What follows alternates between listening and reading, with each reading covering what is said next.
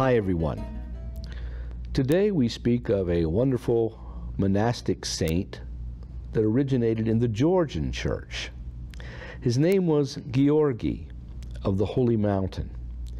Giorgi had very pious parents who raised him in the faith. In fact, at the age of 7, they sent him to a convent where he was under the instruction of the abbess until he was 10 years old. When he was 10, one of the princes of the Georgian church took an interest in him, but unfortunately the Emperor Basil of Constantinople, and that part of Georgia was under the rule of Constantinople at that time, began to think that somehow the prince had been engaging in traitorous activities and had him beheaded. Well, this affected Giorgi, as you can imagine, but the wife of the prince still kept him under her care and established him in schools where he learned the art of rhetoric, of philosophy, and many other things. After this time had passed, he decided to make a pilgrimage to Jerusalem dressed only in rags. And on his way, he encountered another famous saint, also of the same name, Giorgi the Recluse.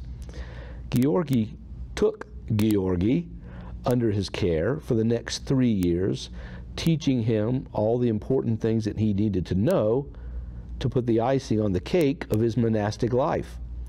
And then at the end of this time, he sent him off to Jerusalem to complete that pilgrimage.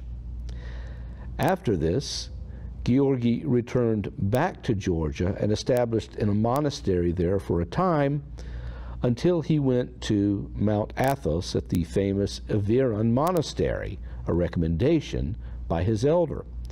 The monks at Iveron Monastery were very excited to have Giorgi in their midst because they knew of his education, and they were extremely hopeful that he would be able to translate many Greek theological texts into Georgian. Well, Giorgi got there, but something happened to him. All of a sudden, the fire and the spirit that he had for the monastic life left him, and he became very slothful. And in fact, he was so slothful that he remained as a novice for 7 whole years. At the end of that time, his elder, having heard about all of this, sent one of his disciples to see Giorgi on Mount Athos and to rebuke him and to remind him why he had come there in the first place. Well, evidently, this had its intended effect, and Giorgi became a model monk at Iveron Monastery, eventually assuming the abbacy itself and leading to a renaissance in that monastery's intellectual activities, which is something that Giorgi had really desired all the time. He became so noted that the Catholicos, Patriarch of Georgia, as well as the emperor at the time, wanted him to come back and be ordained bishop to take over a certain diocese.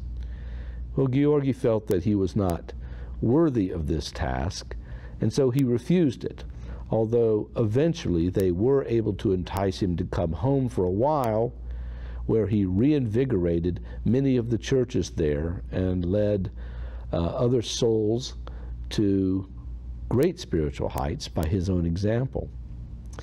Eventually, however, Giorgi returned to the Holy Mountain and to the monastery of Iveron. He there served as the abbot for many years, finally reposing just after the year 1000, and led a splendid spiritual life for all to emulate. He did not seek worldly honors while he was there. He turned down many important positions while he was there, but yet at the same time he did exercise the gifts that God had given him in order to create manuscripts and reliquaries and many other things for the monastery that are there to that day. So it's important for us to realize that in our own lives we can attain to some of the peaceableness and quiet that St. Giorgi desired, but that we should also exercise the gifts that God has given us although always in all humility and with a grateful spirit to our Creator. Bye-bye.